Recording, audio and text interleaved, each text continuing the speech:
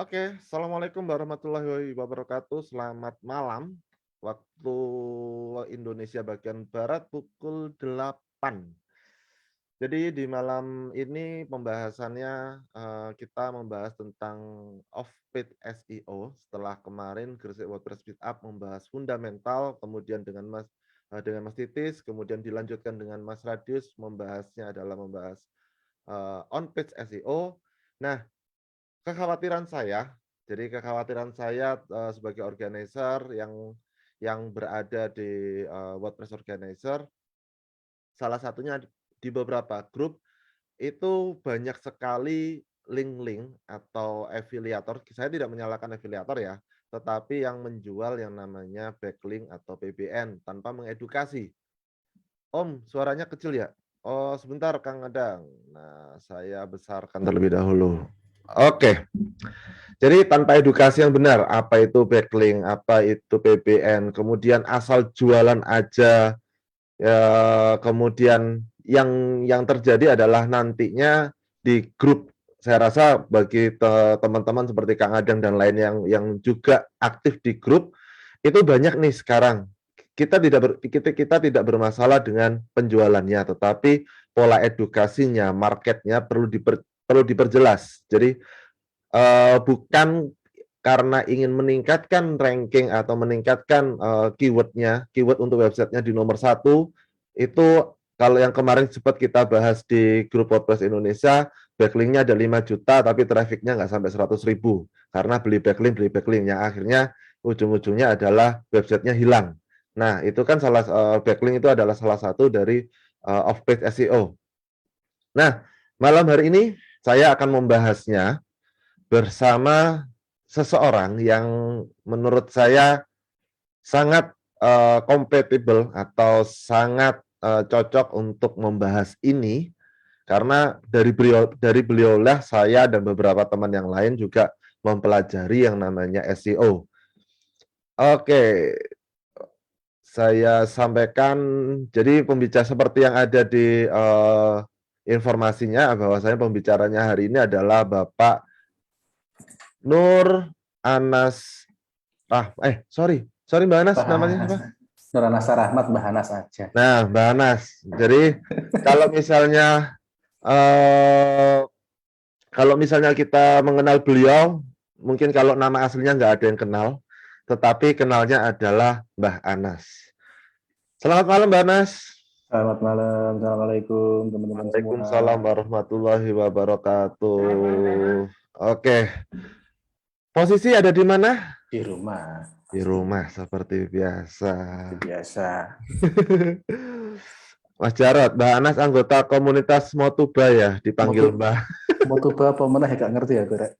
Motuba apa Mbak? Apa Mas Jarot? Motuba apaan? Wah, jadi Mbak Anas itu kalau kalau bagi yang belum tahu, kalau dipanggil Mbah itu bukan berarti usianya udah sepuh ya. Walaupun memang lebih, oh mobil tua Bangka. Ya Allah Kurang Mas ajar. Jarot. Jadi memang ada Kena, orang kena itu Mbak biasa. Memang ada apa tuh namanya? Ada cerita di balik kenapa Mbak Anas dipanggil Mbah Anas seperti itu. Yeah. Nah, ini sudah 22 dan masih ada datang lagi. Mbak Anas, Ya, saya banyak belajar dari sampean, terutama masalah SEO. Dalam artian, salah satu ilmu jenengan yang saya pakai itu adalah matrix keyword. Jadi sebelum bikin artikel itu keywordnya dikotak-kotakan terlebih dahulu berdasarkan kategori dan lain-lain. Cuman itu kan kemarin pembahasannya sudah kurang lebih dibahas oleh Mas Radius. Nah, kali ini pembahasannya kita membahas mengenai off-page SEO. ya, mantap tuh. Menurut Mbak Anas, off-page SEO itu kalau off-page kan artinya di luar halaman. Ya, Penjelasan secara umumnya itu off-page gimana, Mbak? oke. Jadi kalau kalau pembahasan resmi ya yang namanya off-page SEO, apalagi kalau kita ngomongin di dalam bidang SEO, itu sebenarnya citation, ya kan? Citation atau referensi dari website lain menuju ke website kita. ya kan? Simpelnya begitu. Cuman dalam pengembangannya beberapa aktivitas yang lain yang mungkin secara langsung tidak impact terhadap SEO itu juga bisa kita sebut sebagai off page, ya kan? Bahkan ada beberapa yang istilahnya dagel gitu ya. Oke. Itu bilang kita nyebarin link di WhatsApp grup aja itu udah aktivitas off page, which is true secara konsep betul itu di luar halaman kita gitu kan. Tapi kan apakah itu impact pada SEO atau tidak secara langsung? Mungkin tidak secara langsung, ya kan, seperti itu. Jadi kalau kita bicara off page, secara resminya adalah citation yang menuju ke dalam ke website kita, gitu kan, ke halaman tertentu, misalnya seperti itu. Nah, oke, Mbak Anas ada presentasinya atau kita diskusi Langsung aja? aja diskusi aja langsung lah. Mbak Anas, katanya Mas Akbar kurang banter suarane. Suaranya kurang banter. Oke, sebentar aku harus setting audio sebentar. Jadi kali ini memang tidak ada apa tuh namanya, tidak ada presentasi, kita diskusi sama halnya seperti fundamental kemarin. Kalau mau ada pertanyaan, silahkan boleh raise hand ataupun langsung di kolom chat, nantinya akan saya bacakan. Jadi untuk teman-teman yang di Facebook juga, terutama di grup WordPress Indonesia juga silahkan untuk bertanya di kolom komentar, nantinya akan saya bacakan. Nah, Mbak, kita ngomong masalah impact. Otomatis kan kalau ada impact, ada positif, ada impact negatif. Nah, kalau misalnya efek, kalau negatif otomatis kelihatan nih, nantinya berimbas jelek kepada situs website kita. Ya. Pertanyaannya adalah membedakan ini itu off-page SEO yang positif dan negatif itu seperti apa? Sebenarnya kalau kita, ini suaraku udah mulai Sampun. kencang belum? Nggih. Oke, ya. Kalau misalnya belum kencang, tolong dinaikkan volume masing-masing kecuali aku teriak-teriak gitu ya. Jadi gini sih, kalau kita melihat positif impact atau negatif impact kelihatannya dari hasilnya, ya kan. Pertama gini, kalau kita bicara backlink, sebenarnya backlink juga bukan menjadi menu utama lah ya kalau dari SEO ya. Tapi in case teman-teman tuh ingin membangun backlink, ya perhatikan pertama caranya. Ya kan, cara yang dipakai seperti apa? Apakah cara yang negatif, apakah cara yang positif? Ya kan, tapi itu nanti kita bahas nanti. Tapi kita bahas impact-nya aja dulu ya. Impact negatif seperti apa? Biasanya impact negatif mungkin meningkat tinggi, ya kan? Terus tiba-tiba menghilang, ya kan? Pernah ada beberapa case, beberapa teman dari Jember juga pernah datang. Dia trafiknya gini, naik turun, naik turun, naik turun. Rankingnya pun juga naik turun, naik turun, naik turun. Turunnya itu drastis sampai nol, naik lagi, turun lagi sampai drastis sampai nol, naik lagi berkali-kali, gitu kan? Ini kenapa ya Mbah gitu? Nah, aku sih nanti kita ceritakan kenapanya kita obrolin di sini. Nah, kalau positif, impact-nya itu tidak akan drastis ceder gitu, tapi secara gradual dia akan meningkat perlahan-lahan gitu kan. Mungkin mulai dari rankingnya akan naik pelan-pelan seperti itu. Jadi bukan berarti kalau misalnya kita nambahin backlink, katakanlah 1 juta backlink gitu kan, terus tiba-tiba besok pagi langsung auto rank gitu kan, apalagi 10 menit top rank gitu kan, ya ngapusi nanti. Nggak usah dipercaya kalau model-model kayak gitu. Yang namanya SEO itu perlu proses, perlu waktu, perlu sabar, gitu kan. Gitu sih. Plus strategi yang jelas. Pentingnya itu di situ.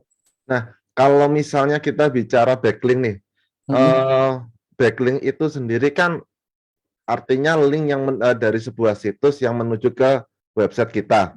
Ya. Nah, kalau kita backlinknya itu beda niche atau memang asal naruh backlink aja, kasarnya kita beli asal backlink itu. Nah, apakah itu juga termasuk impact-nya ada atau gimana secara garis besar? Jadi gini, kalau kita ngomongin backlink yang paling bagus gitu ya, misalnya beli backlink. Yeah. Ya, mungkin kita urutin dari strata paling tinggi kali ya.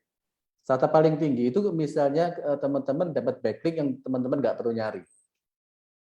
Itu strata paling tinggi. Jadi dengan kata lain kontennya teman-teman bagus, menarik, orang lain secara natural, secara gratis, ikhlas kan, ikhlas lahir batin, ngasih link menuju ke website teman-teman. Nah, itu yang paling bagus. Ya. Tapi kalau misal itu apakah itu mungkin terjadi? Mungkin. Ya kan, tapi apakah itu akan selalu terjadi? Enggak. Aku langsung bilang aja ya, enggak. Jadi kita enggak usah naif lah. Wah, yang penting bikin konten sebagus mungkin. Konten sebagus mungkin itu kadarnya seperti apa, tolok ukurnya seperti apa, benchmarknya apa untuk kita membuat konten yang super bagus sampai orang lain dengan ikhlas ngasih link ke website kita. Kita nggak usah naif lah. Kita nggak usah terlalu berteori, tapi kita kembali ke dunia nyata bahwa itu nggak mungkin, ya kan? Itu strata paling tinggi. Terus yang kedua adalah kalau misalnya kita katakanlah tukeran backlink, itu yang paling sehat sih kalau aku bilang ya. Beberapa teman melakukan hal tersebut dan itu juga bagus. Misalnya nih katakanlah seperti ini, aku ngelihat ada artikelmu yang sesuai nih dengan yang artikel yang sedang aku bahas, boleh nggak aku minta backlink dari tempatmu ke tempatku. Nah, aku juga punya artikel nih yang cocok dengan artikelmu. Boleh nggak aku ngasih ke sana juga? Misalnya seperti itu. Tapi usahakan tidak dalam satu halaman yang sama, A ke B, B ke A langsung gitu. Itu jangan sampai langsung direct reciprocal begitu, bahaya. Gitu.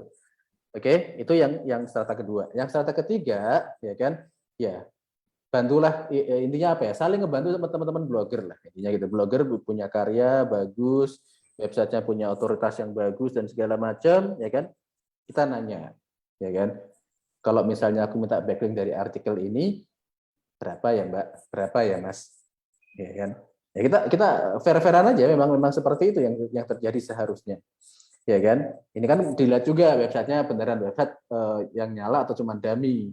Ya kan, kalau dummy blog orang bikin tapi nggak ada trafficnya, ya jangan dideketin gitu kan. Terus yang kedua, yang setelah itu masih beli juga tapi dengan posting baru. Ini aku punya artikel nih, tolong diposting dong. Terus ngasih backlink ke halaman ini. Itu yang di bawahnya lagi.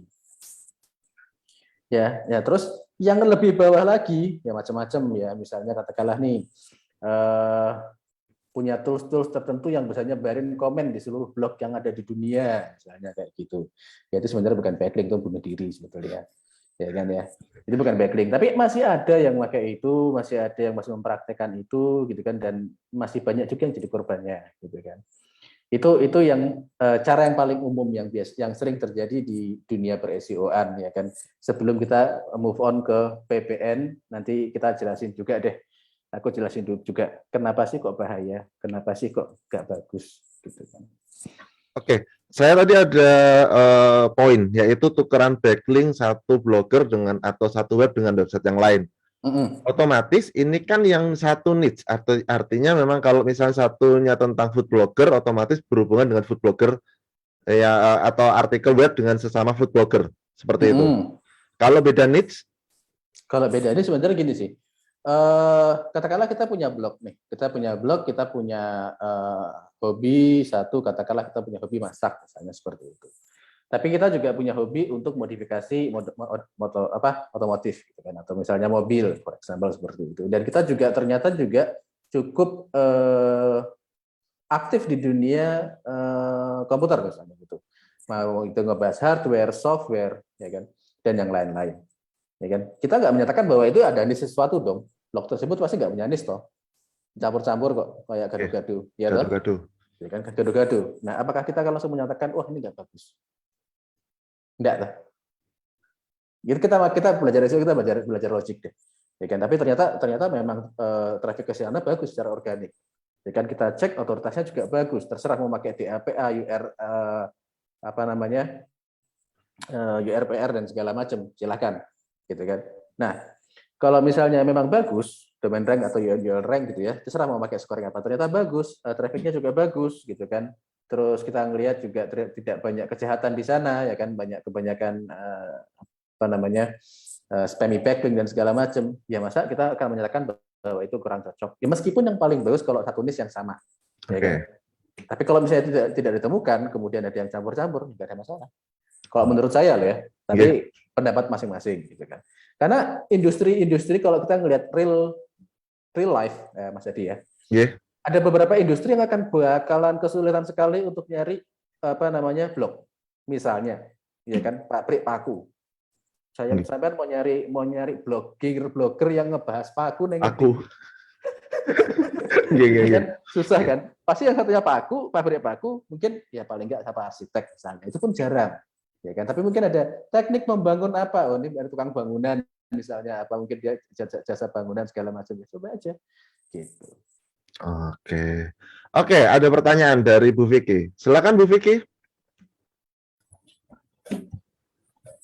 Iya, selamat malam Mas. Ini kebetulan saya sama teman-teman blogger ini sering melakukan tukeran backlink.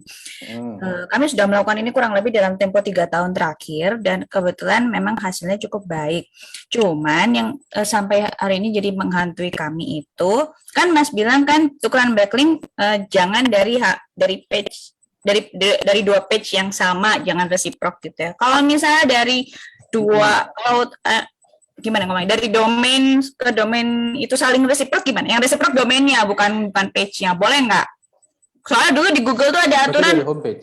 Jangan pacaran gitu loh. Iya. Memang sebenarnya tidak boleh dari page yang sama meskipun tuh homepage. Tapi domain yang sama sebenarnya nggak ada masalah. Ya kan? Dan apa namanya, kalau Google bilang jangan ini jangan itu, jangan langsung diterima. Kenapa? Karena Google itu punya tugas untuk jualan SEM. Jadi nggak akan mensupport full tentang SEO. Ya kan, kalau Google jualan support full ke SEO, mereka nggak jadi jualan SEM nanti. Ya, oke. Jadi kalau dua website saling tukeran sebetulnya aman ya. Yang penting page-nya jangan barengan. Tapi jangan dari page yang sama bertukeran langsung direct, itu bahaya. Oh, no, we don't. Makasih Mas. Terima kasih Bu Vicky. Nah, oke. Kemudian pertanyaan lagi dari Mas Jarot. Social signal itu apa? Apakah ada impact-nya ke SEO? Sebenarnya yang tadi aku ceritain, bahkan kita ngirim link di grup RT RW juga sebenarnya itu bagian dari social signal. Kan WhatsApp kan termasuk bagian dari sosial media kan. Oke. Apakah ada impact ke SEO? Iya, enggak sih. Dapat traffic direct ya mungkin gitu kan. Tapi apakah itu langsung nambahin scoring? Enggak juga. Oke. Nah, bicara lagi tentang tadi masalah kita mendapat tukar-tukaran atau tools yang kirim komentar. Istilahnya kalau nggak salah blog comment, ya, comment blocking. Nah, itu gimana? Jadi karena ini sih, sampai sekarang masih banyak nih di grup-grup masih kayak gitu. Banyak banget ya kan, dan ada kepercayaan ya. Ini ada dua kubu lah ya, ada dua kubu buat teman-teman blogger. Blog blocking itu masih bagus ya kan, makanya ini ada yang mau masuk, nggak tahu belum. Masih bagus nih dikerjakan, terus mereka rame-rame saling blog blocking ya kan, mampir kan gitu kan. Bahkan ada yang lebih bagus lagi, agak lama di sana ya kan, terus kalau ada iklan tolong diklik misalnya kayak gitu ya, itu teman-teman AdSense gitu ya. Apakah salah? Enggak. Aku nggak bilang itu salah, itu menurutku itu hal yang bagus gitu kan, saling ngebantu. Cuman yang paling mengerikan adalah di 2011 kalau nggak salah, 2011 itu Google kan sudah mulai meluncurkan Penguin ya, algoritma Penguin ya. Jadi Panda lebih ke arah konten, Penguin lebih ke arah urusan link, ya kan. Nah itu impact-nya cukup kencang. Okay. Ya, dan ke Agustus kemarin juga udah muncul lagi algoritma untuk menghajar link spamming, ya kan. Itu kena juga sebetulnya. Jadi teman-teman pada saat melakukan blog walking juga ya yang normal-normal aja lah, jangan sampai sehari 1000 blog walking gitu kan, jadi nggak manusiawi gitu kan. Karena apa? Pada saat kita melakukan blog walking seperti itu kan sebenarnya kita baca artikelnya dulu ya kan, terus kita barusan komen. Nah kalau misalnya sehari 1000 blog walking itu masa mau sehari baca 1000 artikel, jereng-jereng matanya, pegel gitu kan. Oke, ini ada pertanyaan dari Mas Akbar. Mas, efek web 2.0 ini ke off-page gimana ya? Kan masih banyak yang pakai nih, apalagi sampai masif banget. Nah, beberapa teman masih pakai metode seperti itu, web 2.0. Web 2.0 itu maksudnya apa? Twitter kah? Mas Akbar, silakan disampaikan. Boleh dijelaskan maksud dari web 2.0? Ya, web 2.0 kan blog itu bagian dari web 2.0. Nah, oke. Nah, sambil web yang pakai subdomain. Subdomain. Oke, subdomain itu bukan suatu hal yang salah, Mas Akbar, ya. Bukan hal yang salah. Kalau misalnya katakanlah kita punya website, domain kita belakangnya depannya bikin blog domain kita itu bukan hal yang negatif kok. Itu masih hal yang bagus kok. Cuman yang nggak boleh adalah kalau kita membuat artificial. Domain A misalnya nih, blog 1, blog 2, blog 3, terus dilariin semuanya ke halaman homepage, itu ya jangan. Kenapa? Karena itu artificial, itu bisa ditebak gitu kan. Simpelnya kan seperti itu. Gitu. Dan ini kalau kita ngomongin backlink sebenarnya juga ada beberapa kepercayaan. Oh oke, harus backlink tuh harus piramid, harus matahari, gitu kan. Harus tiar. Circle, ya kan ada beberapa tier gitu kan. Itu, iya suaraku kecil ya. Kalau di saya enggak. Nah, ya makanya tuh. Ya sebenarnya hal-hal kayak gitu yang sesuatu yang bisa kita lihat pattern-nya itu paling bahaya.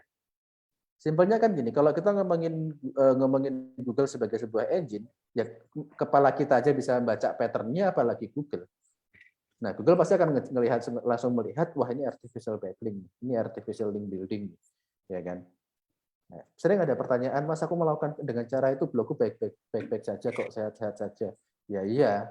Ya kenapa? Karena trafficmu berapa? 10.000, 20.000, 30.000, 100.000. Google nggak ngereken. Nggak gubris kasarannya. Nggak gubris. Begitu trafficmu udah 1 juta, 2 juta masih melakukan hal seperti itu, ceger. Itu terjadi. Kemarin barusan ada case-nya seperti itu. Traffic 1 juta bablas jadi 50 ribuan, 40 ribuan. Oke. Nah, kemudian kalau kita ngomong lagi masalah blogger atau teman-teman di komunitas, yang terjadi itu adalah share link website di grup-grup. Nah, ini nyambung ke pertanyaan Mas Iwayan. Apakah itu juga ada pengaruhnya juga ke SEO? Di grup-grup apa nih? Grup WhatsApp, grup. Jadi grup Facebook. Oh, Facebook, grup social signal itu pertanyaannya Iya. masih nyambung juga dengan Mas Jarod. Kalau mau ngecek gini, Mas. Kalau mau ngecek gini, URL kan kita bisa share URL nih. URL-nya coba di copy, ya kan? Masukin ke field-nya Google Search. Kebaca enggak? Kalau misalnya kebaca, berarti punya impact. Meskipun ya sedikit apa banyak, aku nggak tahu lah ya. Tapi mungkin ada impact-nya. Tapi kalau misalnya di dalam Google-nya sendiri nggak ada web case-nya, berarti kan Google nggak ngurusin gitu. Ya bisa diterusin. Simpelnya kan gitu. Apa yang bisa terindeks sama Google dan memberikan sesuatu ke tempat kita, ya itu pasti ada skor yang mengalir. Tapi kalau Google aja nggak bisa lihat, misalnya grupnya dikunci dan segala macam, nggak open public dan segala macam, atau bahkan kita nggak tahu nih regulasinya Facebook gimana, boleh di-crawl sama Google apa enggak. Misalnya udah nggak boleh nih, ya terus kita ngapain di situ? Untuk urusan backlink. Nggak ada tujuannya. Tapi kalau mau nge-share link biar dapat traffic dari sana, ya monggo aja, nggak ada yang salah. Gitu. Jadi kalau memang tujuannya untuk share informasi atau datangin traffic nggak ada masalah. Tetapi apakah itu berimpact ke SEO? Saya rasa kalau SEO itu ya perlu dipertimbangkan juga dengan tools-tools yang ada. Nah, kita masih ngomong tadi yang namanya backlink. Masih ada apa ya namanya ya? Masih ada omongan kalau kita dapat backlink dari website pemerintah.id, .sch dan lain-lain. Nah, itu gimana, Mbak? Oke. Betul. Apakah punya skor dari jadi TLD ya maksudnya kita bahas ya, TLD ya. Domain TLD. Domain TLD itu memang punya TLD tertentu memang punya power yang tinggi, ya kan. Misalnya nih kita dapat backlink dari mail ID. Wah, itu paling kenceng. Itu kasta tertinggi itu. Mail ID. Mail ID. Militer, ya kan. Yeah. Ya, cuman aku nggak ngerti siapa yang mau dibayar di TNI untuk ngasih backlink ke kita gitu kan. Ya jangan dihack juga gitu kan. Terus yang kedua adalah government. Government tuh punya power SEO yang cukup kuat. Ya kan. Nah, ini pernah ada kejadian aku ngerjain satu SEO, trafficnya udah bagus, tiba-tiba di-copy sama salah satu kementerian. Oke. Jadi dipindah, dia yang ngopi, itu dipindah ke atas, punya aku dipindah ke bawah. Sama Google. Padahal kita originalnya, ini saya ngopi. Gitu. Sampai sebegitunya. Dan itu real. Jadi kalau misalnya kita dapat backlink dari government, ya itu bagus. Ya kan, cuman ya jangan sampai jadi case yang kayak kemarin tuh. Situs-situs government dihack untuk naruh jualan. Ya, itu bahaya itu kalau gitu kayak gitu jangan ya. Ya kerjasamalah mungkin lah, kerjasama sharing dengan siapa Ijen atau siapa gitu kan, terus minta backlink untuk masuk ke website kita ya monggo kalau seperti itu. Terus yang berikutnya adalah organisasi. Edu dulu. Education itu punya skor yang lebih tinggi. Kemudian organisasi, terus kom dan yang lain-lain. Gitu. Oke, jadi kalau misalnya paling tinggi memang omil.id, gov.id, edu. Cuman itu tadi caranya adalah dengan cara yang memang kita etis. Minimal content placement atau kita ngobrol, sharing, dan lain-lain. Ya. Terus satu lagi yang paling sering. Kalau kita tulis konten untuk Wikipedia, terus kita taruh backlink gimana, Mbak? Ini dari Mas Doni Awe. Oke, Mas. Dari nggak tahu aku mulai tahun berapa, 2006 apa 2007 ya, aku lupa deh. Sampai sekarang itu aku nggak pernah peduli sama Wikipedia. Oke. Belas sama sekali. Jadi kemarin ada teman-teman nanya, Mbah, ini aku Wikipedia aku gimana gini-gini. Waduh, Mas, sorry, aku nggak pernah ngurusin itu seumur-umur aku jadi praktisi SEO.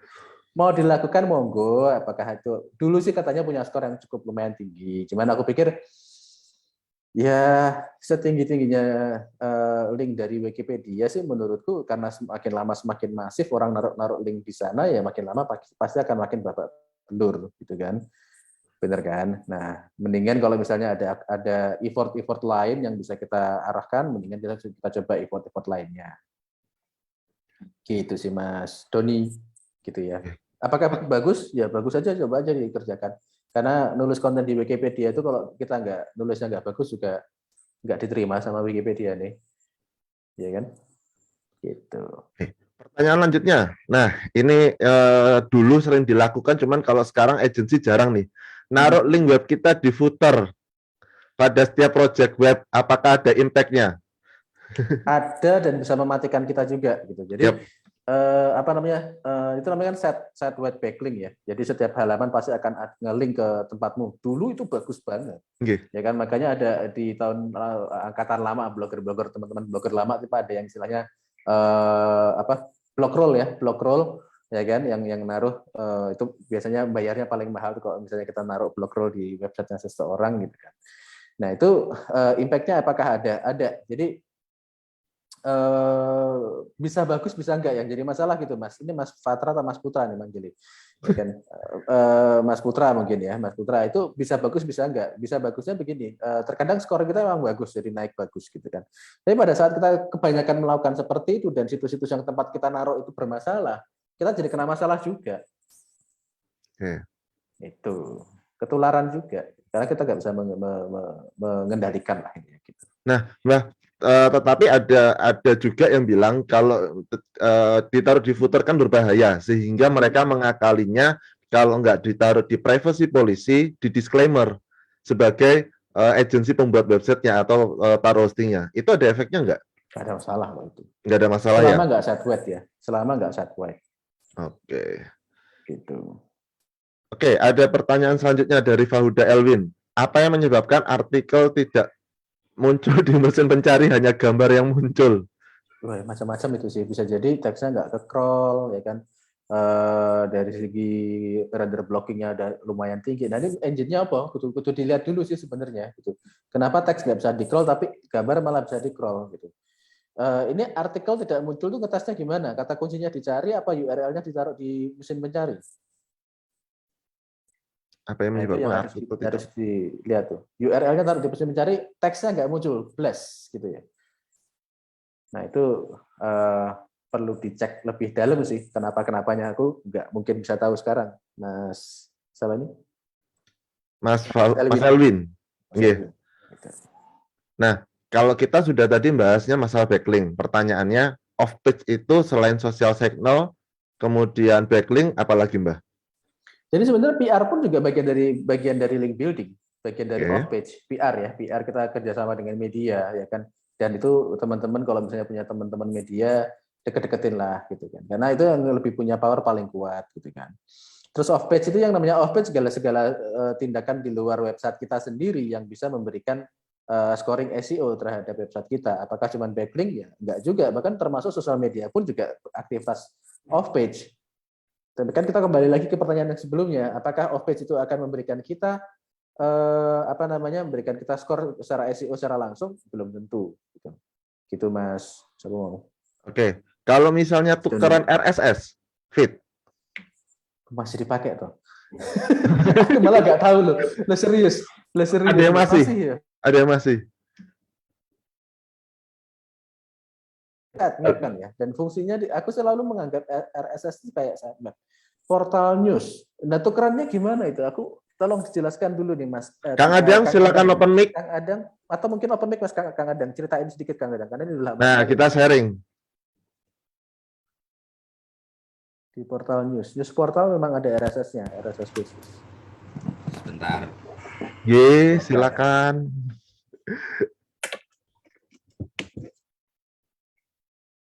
Tes. Ada suara? Silakan. Ya, Iya, siap. benar. Oke. Di beberapa portal news itu ada Suaranya kecil, Kang Adang. kecil ya. Heeh. Giliran saya yang kecil. Oke, silakan. Sebentar, saya cek dulu. Nek.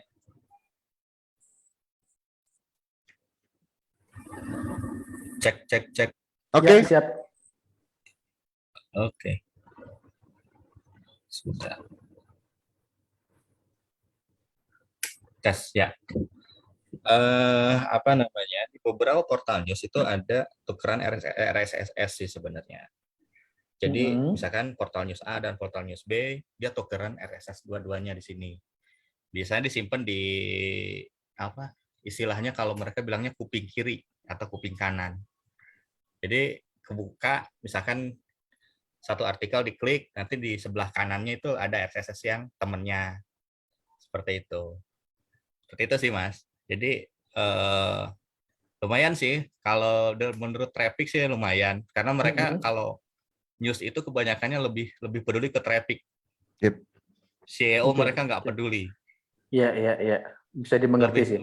Lebih peduli ke traffic. Jadi mereka ya strateginya tukeran RSS atau mereka RSS mereka misalkan dilempar ke Babe atau RSS mereka agregator dilempar, ya jadinya ya. Ya, agregator, ke agregator atau ke link apa? Lain ya, ke Line News. Line News. Seperti itu. Ya, secara traffic bagus sih, Kang Adang. Karena dulu saya juga pernah di publisher 2 kali. Yang pertama video portal, yang keduanya artikel base gitu ya.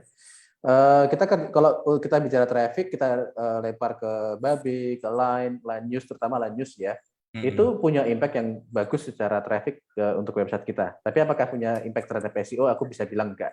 Sama sekali tidak. Ya, karena gitu. Traffic mereka itu gini, mereka itu lebih mengarah misalkan gue butuh trafficnya sekian sehari gitu. Seperti itu. Dan mereka butuhnya apa? Kayak misalkan dia mau ke Pemda, kita nawarin iklan ke salah satu Pemda, pasti mereka ngasih tahu, ini traffic saya sekian. Dalam 1 hari atau dalam per menit misalkan ada sampai dulu tuh pernah ada salah satu portal news itu nyuruh ke saya, Mas, traffic saya itu per hari bukan per hari ya, per menitnya berapa dalam waktu bersamaan, per menit loh, bukan per hari atau per bulan, per menit. Per menit ya. Iya. Dicek, pernah saya cek itu sekitar per menitnya itu ada sekitar hampir 100.000 per menit bersamaan ya. Wow, concurrent ya. Sangat tuh servernya lumayan. 100 ribuan itu. 100 ribuan per menit. Ya udah segitu. Jadi kita kan tinggal akumulasi per bulannya berapa gitu. Kalau misalkan 100.000 itu segitu. Tapi kalau aku sih suka nyaranin ke teman-teman di portal news itu jangan menghitung begitu traffic naik, tapi hitunglah trafficnya pas waktu lagi paling rendah. Betul, jam 3 pagi gitu jam ya. 3 pagi karena di situ yang kadang traffic naik itu belum tentu bahwa itu traffic real. Bisa jadi bot. Nah, bisa jadi emang orang cuma datang hilang, datang bouncing lah, istilahnya bouncing. Cuma berapa detik hilang, cuma begitu. Nah, karena pernah sih yang trafficnya besar banget, 20 sampai 30 ribuan lah per menit. Dicek bot semua, Pak. Ya, itu sering ngalamin juga, saya sering nemuin gitu kan. Ada traffic sampai jutaan pas ngeliat berasal dari satu IP yang sama. Nah, bot semua. Ya, Dicek, ternyata ada satu mereka ternyata sewa orang katanya untuk menaikkan traffic. Dicek itu ternyata pakai jingling, pakai segala macam. Kalau aku sih tahu, ini IP jingling, ini IP siapa. Seperti aku tahu sih, bisa ngecek lah IP-nya si Anu nih, IP si Anu, apakah ini bot atau bukan, itu kelihatan gitu dari log si set. Karena aku bacanya bukan di sisi Google Analytics, yang aku baca adalah dari sisi log servernya. Oh iya, webinator sama log server ya. Bisa kan di log analitiknya sekian ribu, di log server belum tentu. Betul. Karena bisa kelihatan misalkan IP ini berapa menit, berapa detik dengan yang lain berapa detik. Seperti itu. Kalau misalkan selisihnya cuma sekian detik, bukan udah dipastikan itu bot. Karena nggak mungkin orang cepat banget tek, seperti itu. Betul. Kayak gitu. Tapi kalau mau main aman di news itu ya mendingan tukeran kayak ke agregator, ke RSS atau kemana. Soalnya kalau portal news yang sering aku tanganin, mereka nggak peduli dengan SEO. Mereka pedulinya traffic. Iya, betul sih. Karena yang dijual traffic, Mas ya. Oke, makasih Kang Adang. Nanti kalau ada pertanyaan lagi dan ditunggu jadwalnya. Oke. Menarik itu. Masih ada yang praktisi SEO yang masih bongkar server, itu aku seneng. Jadi kadang-kadang gini, nemu yang begini. Jadi kadang-kadang gini, Mbak, teman-teman di komunitas itu tidak bisa membedakan SEO itu bermainnya itu hanya sebagai keyword atau traffic. Jadi mereka itu pengennya adalah seringkali kalau kita lihat di grup WordPress Indonesia, mereka itu pengennya itu websitenya itu banyak pengunjungnya, seperti itu. Nah, yang terjadi adalah jasa-jasa seperti di tempat kantor saya yang dulu itu adalah itu jasa kayak suntik visitor sehingga menaikkan kunjungan itu bertebaran. Nah, itu apakah juga berdampak ke SEO kah secara langsung?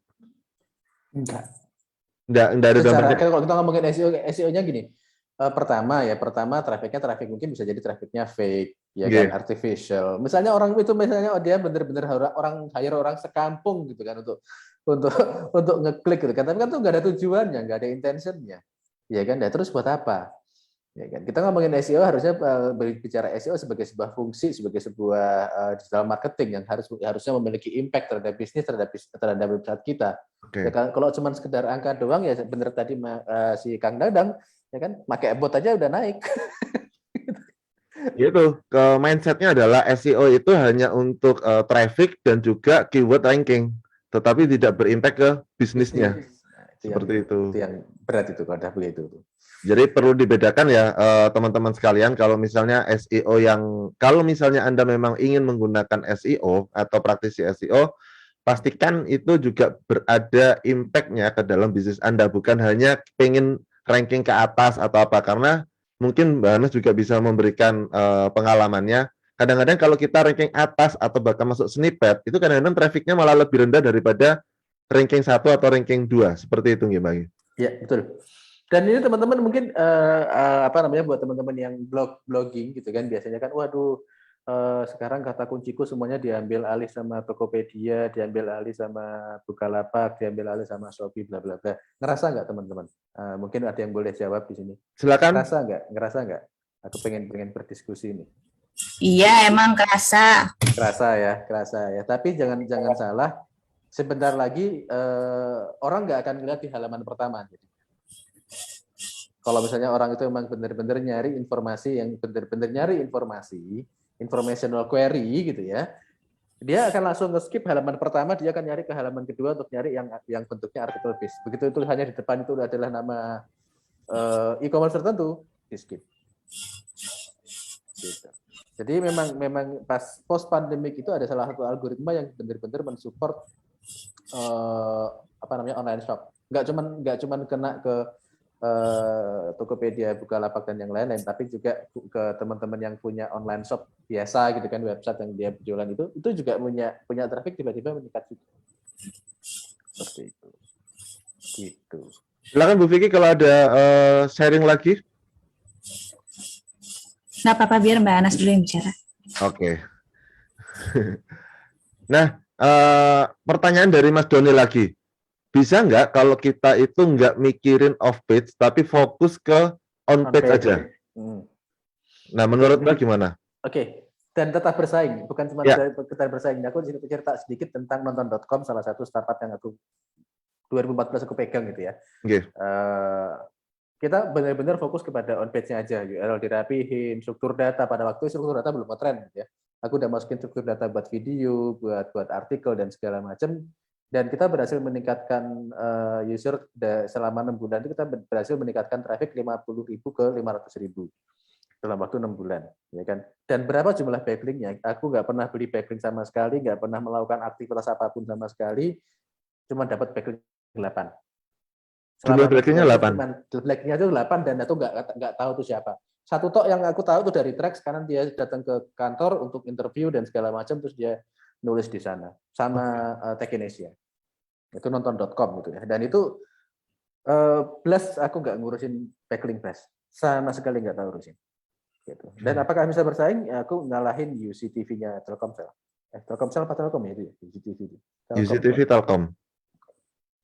Ya, Tetap Telkomsel di bawah Telkom di bawah Telkomsel. Jadi memang sebenarnya backlink itu kalau kita masukkan kepada to-do list SEO sebenarnya itu yang paling bawah sendiri. Kalau aku yo. Oke. Kalau aku ya. Jadi on page-nya itu yang paling pertama. On page nggak dijalanin, mau dihajar backlink sampai stres ya, yang ada malah kena penalti ya iya gitu kan.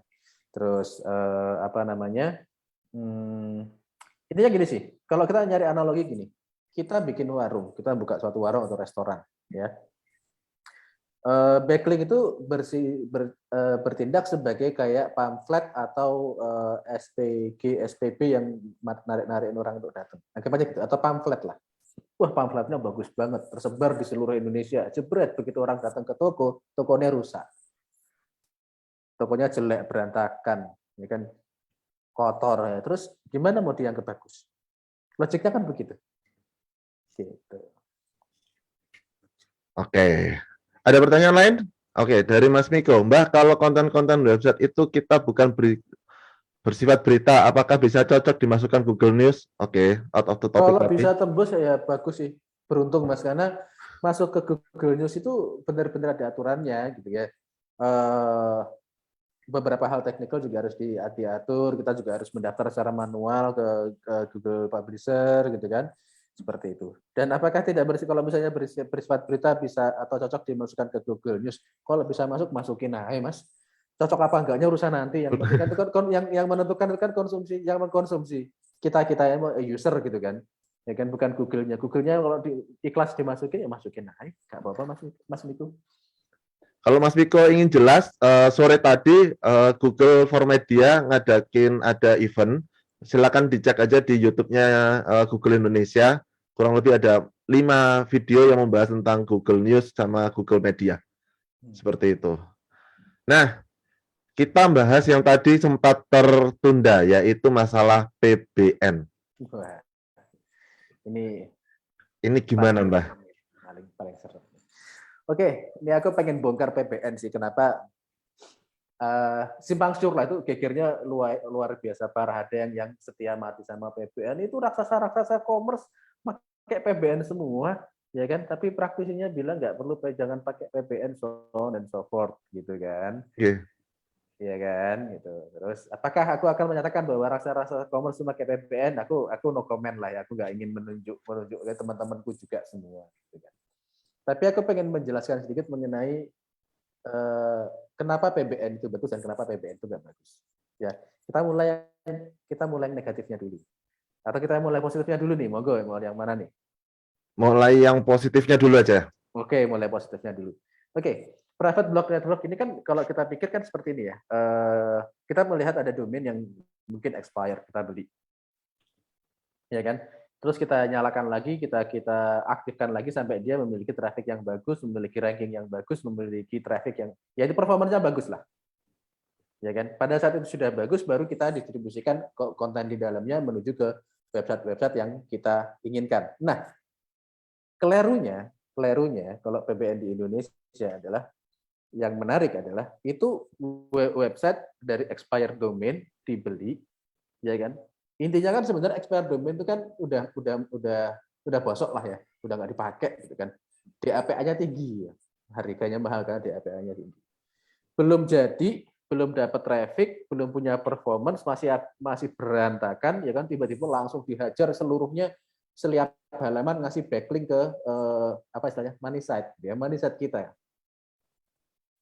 Ya kebayang aja, anggap aja kita sedang membangun sesuatu, tapi malahan dilemparin barang mati gitu. Apakah itu akan jadi bagus? Secara logika coba dipertimbangkan. Secara logika coba dipertimbangkan apakah itu akan punya impact yang bagus. Kita menerima backlink dari website yang masih rusak. Tapi DAPA-nya tinggi. DAPA itu scoringnya MOS, bukan scoringnya Google sama sekali. Jadi nggak ada urusan. Mau DA-nya 99 ya ada urusan gitu. Kenapa ya? Karena itu kan scoringnya si MOS, bukan scoringnya Google. Scoringnya Google apa? Pada saat website kita itu muncul di search result, pada saat kita memiliki ranking tertentu, udah punya organic traffic, nah itulah kita punya skor yang bagus di mata Google. Mau dikasih backlink kemana-mana ya terserah jenengan. Tapi kalau misalnya website masih baru, babak belur segala macam, tiba-tiba dilemparin semuanya ke tempat kita ya ngapain?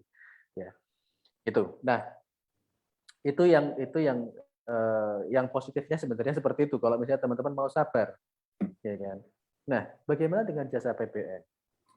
Wah, ini aku ada orang bisa ngasih jasa PBN dalam yang kebaca harganya sekian gitu ya. Bagus nggak? Wah ya bagus. Tahun pertama. Nah ini kita ngomongin negatifnya ya, dan ini sering terjadi sama teman-teman, sering terjadi bahkan di startup gede itu banyak korbannya juga. Dalam 1 tahun dia ngumpulin PBN sekian, gitu kan, 200 triliun, anggap aja gitulah. Biayanya 200 triliun tahun pertama. Wah, trafficnya bagus tahun pertama. Tahun berikutnya mau bayar lagi 200 triliun, duitnya dari mana gitu kan. Kalau kemarin video kemarin, duitnya dari mana gitu, 200 triliun gitu kan. Tahun berikutnya yang agensi yang jual PBN, wah ini udah orangnya udah nggak bayar, udah biarin aja domainnya mati tuh. Bener nggak? Google bingung dong. Iki website gimana ceritanya sih, tahun pertama dapat citation, dapat referensi dari 30 juta website tahun pertama. Tahun kedua 30 jutanya hilang. Kira-kira nih nggak usah jadi Google Bot deh. Nggak usah mikirin algoritmanya Google Bot. Mindset kita akan mikirnya gimana? Wong ngapusi wong kae. Bener nggak? Ya kan? Ya walhasil apa? Jebol. Nah, kenapa raksasa-raksasa gede itu bisa main PBN dan aman? Bahkan trafficnya naik. Ya jangan naif. Raksasa-raksasa gede itu mungkin kalau kita belanja 10 juta backlink deg-degan gitu kan, bisa jadi mereka belanja 100 juta, belanja backlink sampai 100 juta sebulan itu udah enteng aja, udah merem doang gitu. Duitnya ada. Mungkin nggak masalah buat mereka, tapi buat kita yang mungkin tidak punya funding segede itu bisa jadi masalah. Masalahnya bisa gede banget. Ini ada salah satu perusahaan fintech gitu ya, peer-to-peer lending, kata kunci utamanya bahkan sampai hilang. Kata kunci core bisnisnya dia itu dia kena penalti, Bos. Pas aku ngeliat backlinknya timpet. Payung. Pada saat nge-crawl kan perlu waktu. Tapi pada saat domainnya mati kan dalam 1 hari, jebret. Itu sampai hilang. Nah, itu dark side dari PBN. Bright side-nya tadi aku udah cerita ya. Karena di luar negeri sana juga sebenarnya di US sana PBN juga masih banyak dipakai. Gitu kan. Tapi mereka dengan menggunakan cara yang enggak model-model instan ya 5 menit top rank begitu sih enggak. Mereka benar-benar memelihara hal tersebut. Makanya harganya bisa mahal-mahal karena mereka melihat potensi gitu loh. Dan biasanya kalau di luar sana mereka main PBN itu bukan urusannya sebenarnya bukan backlink, tapi biasanya untuk afiliasi Amazon, eBay, kayak gitu. Itu dimasuk ke Indonesia teknologi PBN jadi kayak sarang backlink gitu kan. Ya rada lucu sih sebenarnya. Gitu sih. Kalau teman-teman penasaran dengan PBN itu sebenarnya makhluk apa gitu ya. Oke. Kalau misal jadi gini, saran untuk teman-teman kalau kita misalnya ada jasa PBN atau gimana Mbak kalau menanggapi masalah jasa PBN seperti ini, apakah harus ditelusuri terlebih dahulu, ditanya dulu dari penjualnya atau gimana? Ketika kita memang butuh gitu, permintaan dari bos butuh seperti itu. Bos butuh PBN atau bos butuh performance? Oke.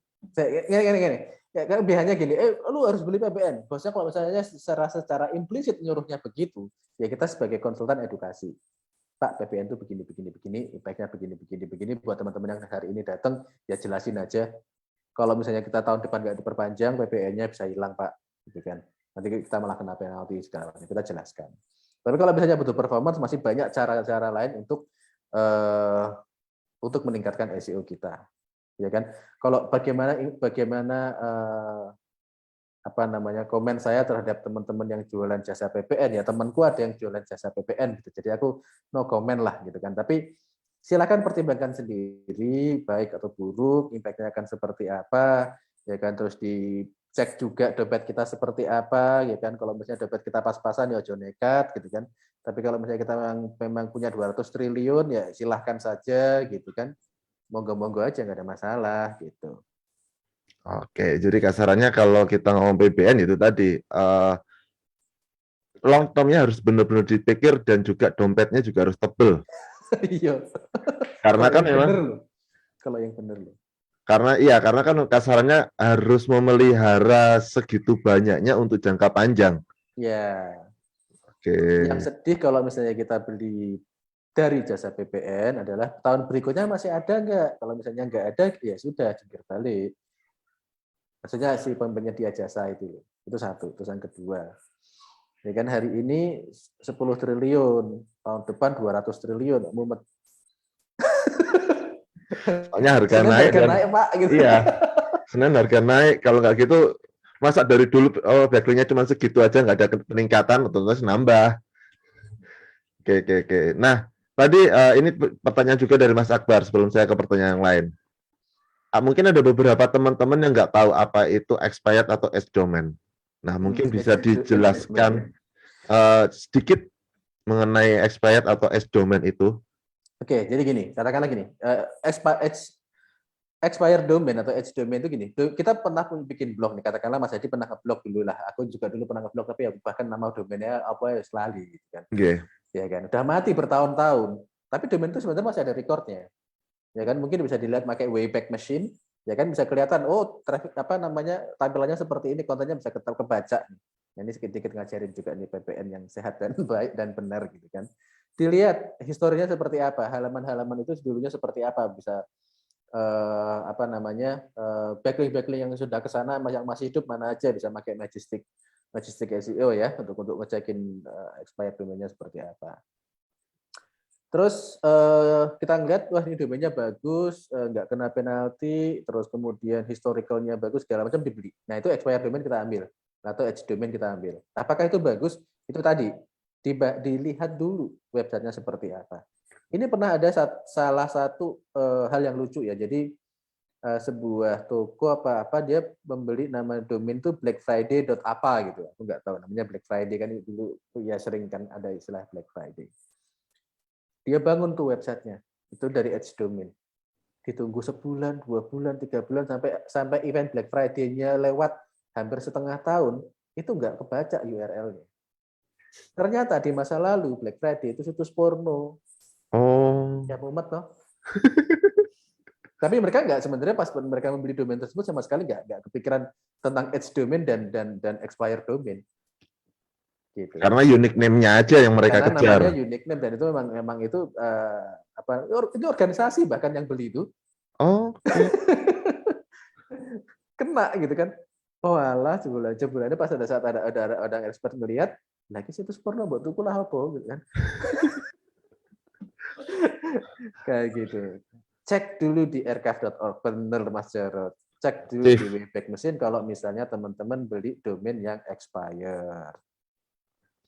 Jadi kasarannya ketika kita atau beli domain juga harus kita cek recordnya sebelumnya seperti apa, kemudian pernah dipakai seperti apa, karena takutnya yang masih backlinknya atau link yang masuk itu masih aktif, otomatis itu mempengaruhi kita juga, atau penaltinya juga akan pengaruh juga. Ya, atau yang kalau case yang tadi aku ceritain tadi ya benar-benar dia sudah di blacklist masalahnya. Oke. Ya situs porno kan udah auto blacklist. Iya. Gitu. Apalagi situs porno yang bermacam-macam pakai acara yang macam-macam tambah hilang udah. Gitu. Oke, ada pertanyaan lain seputar PPN sebelum kita pindah ke materi yang lain atau pembahasan yang lain? Silakan open mic. Ini sudah saya approve untuk unmute sendiri. Oke, ada pertanyaan dari Mas Wayan. Saya punya website yang menggunakan link affiliate untuk pemasaran produk Apakah bagus untuk SEO? untuk SEO. Nggak ada masalah sih. Nggak ada masalah kalau misalnya itu kalau itu misalnya jadi masalah Amazon modern Mas. Amazon nggak peduli SEO. Ya lihat aja struktur URL-nya berantakan, kacau balau, ruwet, gitu kan. Bener nggak? Mereka nggak peduli SEO. Karena apa? Bisnis utama mereka itu dari penjualan affiliate. Jadi kalau teman-teman bisnis affiliate, ya lanjutkan saja. Nggak usah takut-takut. Nggak bakal dipenalti sama Google. Google tuh pinter. Oh, ini orang jualan affiliate. Oh, ini orang itu memang jualan backlink. Itu ketahuan semua. Ya cuman apakah berimpact langsung terhadap website kita belum tentu. Ya intinya ya kalau setiap website melanggar dikit disikat sama Google, melanggar dikit disikat sama Google sepi nanti. Nggak ada website yang di-crawl nanti. Oke. Ada pertanyaan lain? Silakan sambil menunggu beberapa. Nah, kemudian gini, kalau misalnya backlink itu merupakan peringkat terakhir dari kalau susunan dari SEO. Nah, menurut Mbak Hana sendiri, sebenarnya kalau kita untuk blogger terutama atau pengguna WordPress, yang paling utama ketika kita bicara SEO itu poinnya ada di mana? Oke, kita coba mendekati lagi balik ke Google, yang maunya Google itu apa dan apa yang maunya user itu apa. Ya kan kita ngeliat Google itu adalah sebuah platform yang sedang berusaha untuk memberikan user experience terbaik buat usernya, yaitu kita sebagai pengguna mesin pencari, benar kan? Nah, kita tanya diri kita sendiri aja, kalau kita datang ke sebuah website yang pengenin apa sih? Websitenya cepat, tampilannya enak, di navigasi enak, dibaca nggak lemot, ya kan? Nggak bingungin, nggak berat, segala macam. Nah, kita fokus ke sana. Performance, user experience, itu yang paling utama. Ya kan? Jadi, kayak misalnya ya teman-teman buka sebuah website, ternyata di situ ada di-embed video yang autoplay. Biasanya kan ada tuh banner. Yeah. Ini tak buka kok nggak kebuka-buka, ini apa gitu kan. Begitu kebuka, jebret video, alah video tuh. Kesel nggak? Ya kan? Kita tanyakan ke diri kita sendiri aja, udah ngeliat kayak gitu udah kesel gitu kan.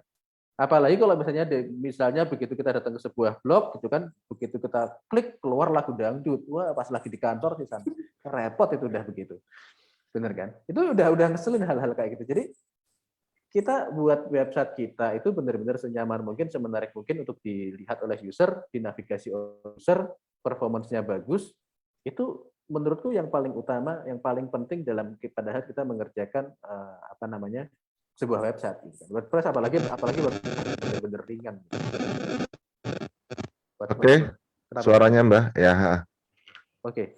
Yang paling enak sebenarnya kalau menurutku untuk kita optimize dari segi user experience dan performance itu WordPress paling enak sebenarnya. Coba ketemu Drupal, ketemu Magento, mumet di sana. Aduh. Yeah. Ya kan, bener. Jadi performance itu paling utama, navigasi yang paling enak, terus kemudian readability. Aku kemarin ketemu sama salah satu blogger dari blogger perempuan grupnya ya kalau nggak salah. Aku ngeliat dia bikin website baru, tampilannya menarik. Ya aku sendiri nggak terlalu baca isinya apa ya, tapi aku menavigasi, oh ini apa aja sih isinya gitu. Tapi nggak baca artikelnya. Dan karena apa? Karena dari aku lihat aja udah menarik gitu tampilannya. Jadi jangan meremehkan tampilan, mengejar performance terus hitam putih kotak-kotak tok gitu ya, nggak gitu juga. Gitu kan. Tetap harus secara user interface bagus, secara estetika bagus gitu ya teman-teman ya. Jadi memang harus didahulukan dari user experience-nya dulu, ya. Kemudian yang kedua mungkin struktur atau fundamental lainnya baru diperbaiki seperti itu. Ya. Oke, kita balik lagi ke masalah domain expired. Mbak Anas mau tanya, apakah ada cara membangun domain expired itu sama dengan fresh domain? Karena domain expired ternyata soal indeksinya tidak sama dengan fresh domain. Maksudnya gimana itu? Aku enggak. Mas Malika Ahmad, silakan open mic, silakan. Karena domain expert ternyata soal indexing tidak sama dengan fresh domain. Oke, ini tujuan beli domain expire-nya apa? Apakah digunakan untuk VPN yang tadi itu ataukah benar-benar cuman aku pengen beli domain baru, katakanlah nonton.com juga expire domain, jangan salah. ya kan? Luarannya pol nonton.com itu mahal banget gitu kan. Tapi ya itu ya bisa dibayangkan lah tiket.com berapa duit gitu kan segala macam. Ya itu kalau misalnya memang dibangun secara dari nol benar-benar jadi sebagai fresh domain ya nggak ada masalah. Ya kan? Tapi ada triknya sebenarnya, ada triknya. Misalnya ada backlink yang menuju ke halaman ini ya kan. Halamannya sebenarnya udah nggak dipakai nih, Mas Ahmad ya. Halaman itu udah nggak dipakai nih, tapi ada backlink bagus dari katakanlah dari CNN misalnya datang ke halaman ini, tapi halaman ini nggak ada. Hidupin aja dulu lagi, Mas. Hidupin dulu, usahakan isinya sama, ya kan? Kalau misalnya itu udah terindeks, nanti digunakan 301 di redirect ke halaman yang mungkin sejenis. Misalnya bisa, tapi kalau misalnya nggak bisa jangan dipaksakan. Sudah, ikhlaskan saja. Karena benar-benar buat fresh domain toh. Gitu. Oke. Kalau dari Mas Jarod lagi, Mbak ada beberapa praktisi yang kalau backlink itu memperhatikan unique IP, unique referring IP. Itu penting atau enggak? Oke, ini ada dua pendapat nih, ya kan? Aku sama salah satu muridku juga disagree with this. Aku bilang perlu, temanku bilang enggak. Selama kita membangun secara natural sih nggak usah mikirin IP. Cuman aku sendiri sebagai praktisi yang sering banget lihat ya banyak aliran ilmu hitam itu berseliweran gitu kan.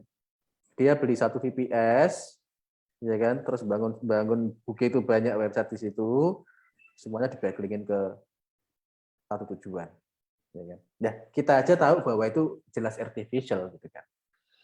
Benar nggak? Ya kalau misalnya kita aja bisa tahu, apalagi Google itu satu simpelnya kayak gitu. Apakah Google ngecek IP? Kita nggak akan pernah tahu.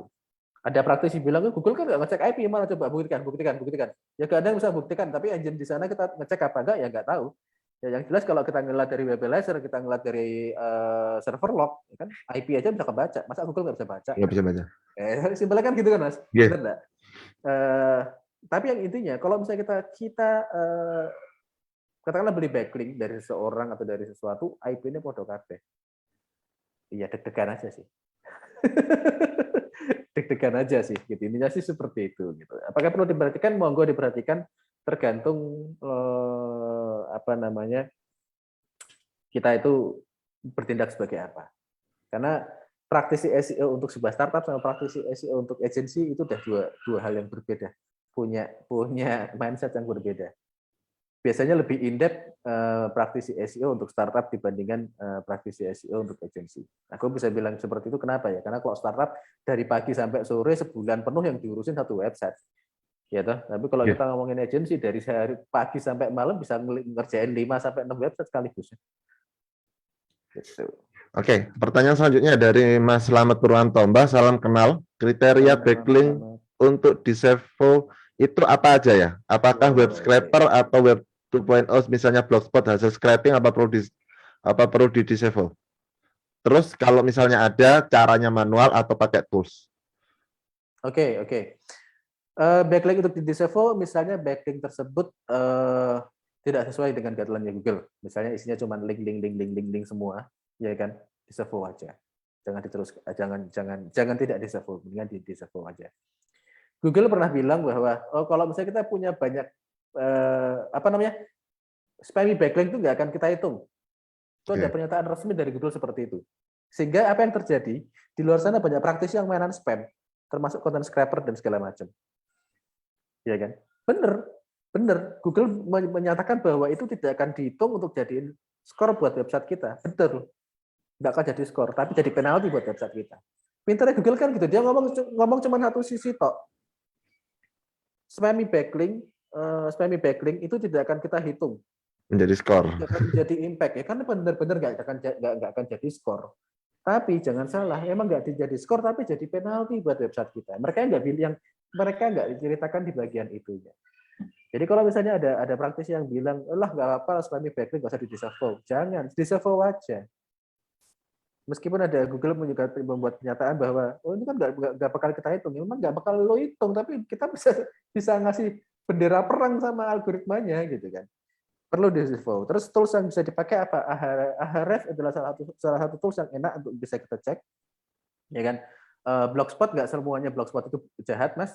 Jadi bisa kalau misalnya itu Blogspotnya bener-bener blogger ya silakan aja mau kerso nggak ada masalah. Nanti aku diserbu sama komunitas blogger.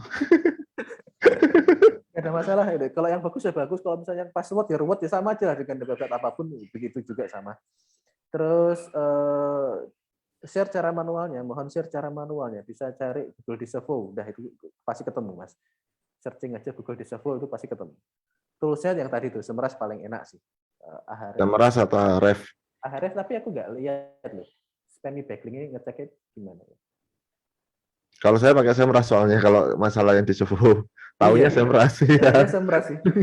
Ahref aku belum pernah nemu. Tapi kalau Moz juga ada, dia ada link spam signal kan ya. Kayak gitu. Oke, silakan kalau ada pertanyaan. Atau gini, tadi Mbak Anas ngendikan masalah SEO startup dengan SEO agency itu berbeda. Ya. Nah, kalau startup otomatis ketika kita mengerjakan ya otomatis websitenya kita, atau kalau enggak, kalau ngotok-ngotok banyak kita startup yang punya banyak divisi ya udah, cuman itu aja case-nya ya satu niche yang berhubungan dengan startup itu. Tapi kalau agency itu kan otomatis pengalamannya jauh lebih banyak karena diurus bermacam-macam tipe. Kalau dari Mbak Ana sendiri, ketika kita mempercayakan jasa SEO, kan sekarang kan banyak kan jasa SEO bulanan, garansi apa tuh namanya 1 bulan, langsung rank atau apa-apa. Tips untuk menentukan jasa SEO seperti jasa optimasi SEO atau agensi SEO seperti itu gimana, Mbak? Oke. Kalau misalnya ya ini sebenarnya teman-teman ini pertanyaan jebakan ini, tidak apa-apa. Intinya sih gini sih, kalau kita nyari jasa SEO gitu ya, cobalah fokus dengan apa sih yang sebenarnya mereka urus, ya kan? Kalau misalnya mereka bicara asetmu, itu termasuk bahkan sosial media pun sama gitu ya. Itu dengan kata lain mereka beneran agensi yang beneran. Kenapa? Yang diurus adalah aset. Jadi kalau kita ngomongin agensi itu kan sebenarnya kayak kita hire seorang arsitek. Yang diurus kan aset kita, rumah. Bener nggak? Tapi kalau misalnya kita ngomongin makelar, ya kan, wah pokoknya besok top rank dalam 5 menit. Oke, garansi 30 keyword naik. Ya kan? Seperti itu. Ya itu kalau kita, tapi sama sekali nggak pernah mau ngomongin aset. Ya, terus websiteku mau diapain? Terus pokoknya nomor 1 wes. Tapi websiteku diapain? Nggak usah diapa-apain, nomor 1 gitu. Magician. Ada yang begitu. Ada loh yang begitu benar. Ya ada. Yang seperti itu pun ada. Kita nggak perlu megang website-nya. Yang penting besok pagi dalam 1 bulan depan udah kelihatan kita rankingnya banyak tinggi banget. Ya itulah akhirnya ya, ilmu hitam keluar semua gitu ya teman-teman. Jadi kalau misalnya teman-teman nyari agensi, carilah agensi yang peduli terhadap aset kalian. Kalau mereka hanya agensi tersebut nggak peduli terhadap aset kalian, baik itu sosial media maupun SEO, ya kan? Ya ngapain diterusin? Kan kita kan minta, kan kita bukan cuma beli hasil kan, kita juga pengen tahu prosesnya, kita juga pengen tahu aset kita mau diapakan. Benar toh? Iya. Gitu. Kalau saya mungkin garis besarnya berdasarkan pengalaman sama teman-teman, karena gini Mbak, kita itu agensi, mungkin ada teman-teman juga seperti Kang Adan dan lain-lain yang juga agensi, itu sering kelimpahannya adalah atau kena batunya adalah dari agensi yang menawarkan atau menjanjikan cuman ranking aja, tetapi tidak ada return of investment dari pembelinya. Seperti itu. Jadi kadang-kadang itu mungkin teman-teman juga perlu ketahui kalau agensi itu yang disarankan adalah ketika ngecek Google Analytics bukan hanya ngecek itu trafficnya berapa, rankingnya berapa, tetapi juga aset-aset seperti nanti eventnya seperti apa. Itulah yang perlu diperhatikan juga kalau kita mencari agensi yang berhubungan atau kita mempercayakan website kita ke agensi SEO seperti itu.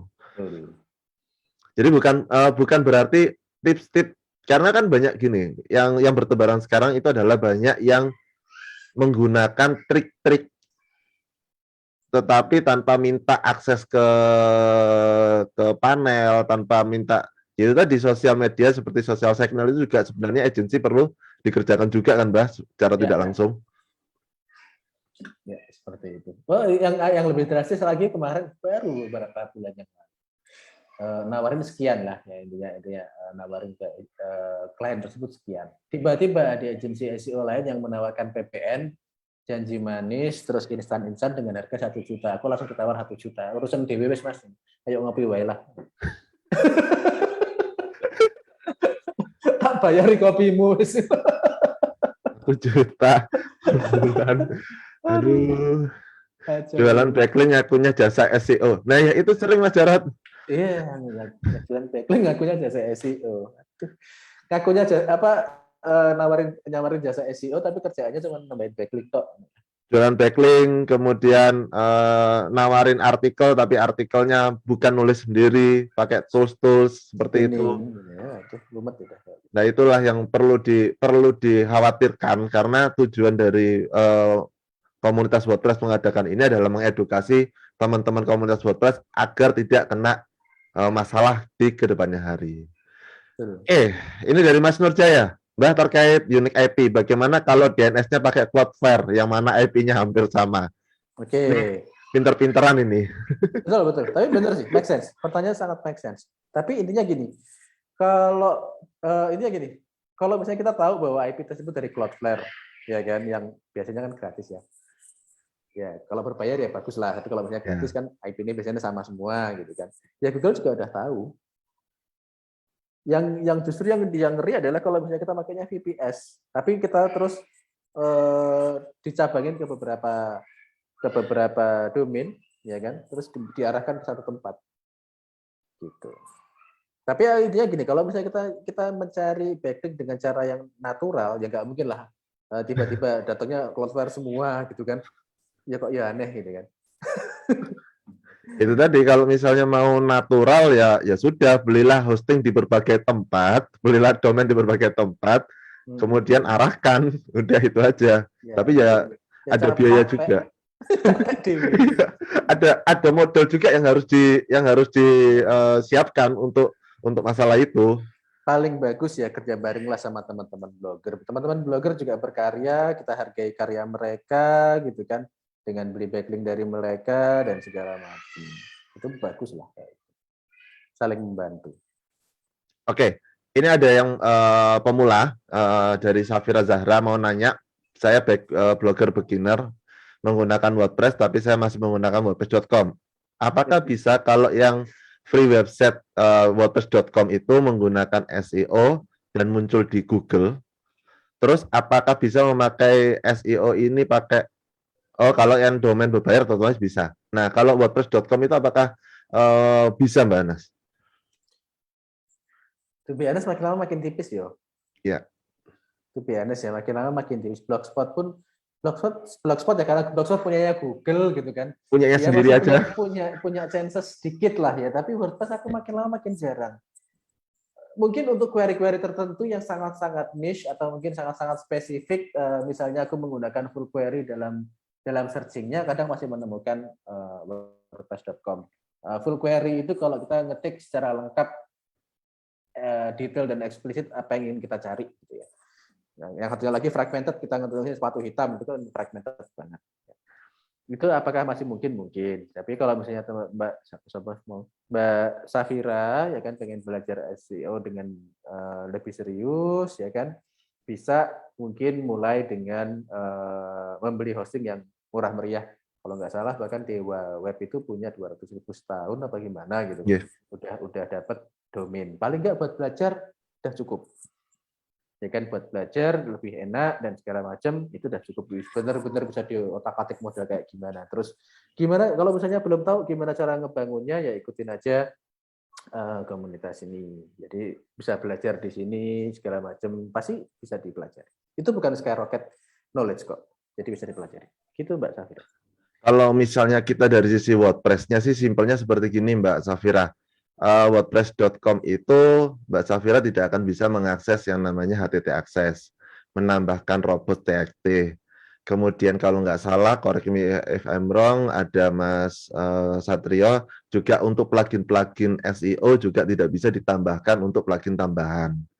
Jadi memang untuk saat ini, kalau saya ngomong praktis WordPress 5.9 ini memang belum maksimal, tetapi apakah mungkin? Jawabannya mungkin untuk long tail keyword atau misalnya kalau memang pencarian kita spesifik ke artikelnya Mbak Safira. Tetapi kalau untuk mengalah atau untuk page rank atau page one-nya mungkin disarankan untuk agak berat seperti itu karena memang lumayan berat sih. karena itu tadi ketika kita bicara SEO bukan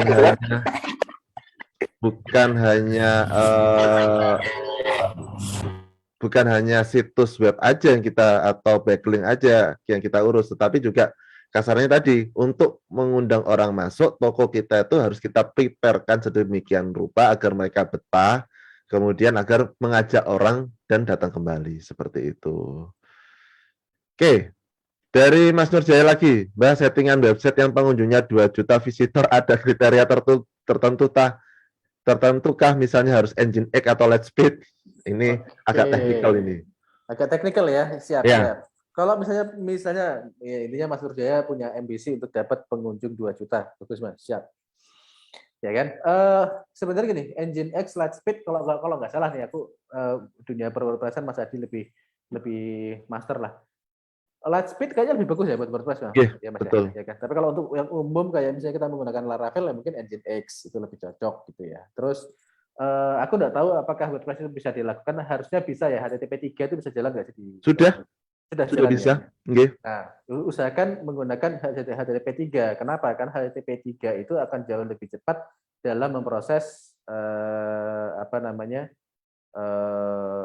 isi dari tempat kita, terutama kalau misalnya JavaScript dan segala macam itu akan jauh lebih cepat, gitu ya. Itu akan sangat membantu Core Web Vitals juga. Nah, kalau Core Web Vitals-nya udah terbantu dengan baik, ya insya Allah traffic-nya juga bagus banget, gitu kan. Terus performance lah, usahakan performance-nya itu benar-benar bagus. Terus jangan pernah meremehkan satu titik pun dari SEO checklist ya. Kalau misalnya ada yang bilang, oh ini alt image itu sudah tidak punya value, nggak usah dipikirin. Terus H1 nggak punya value, nggak usah dipikirin. Lama-lama kalau kita dengerin itu, semuanya nggak dipikirin, Mas.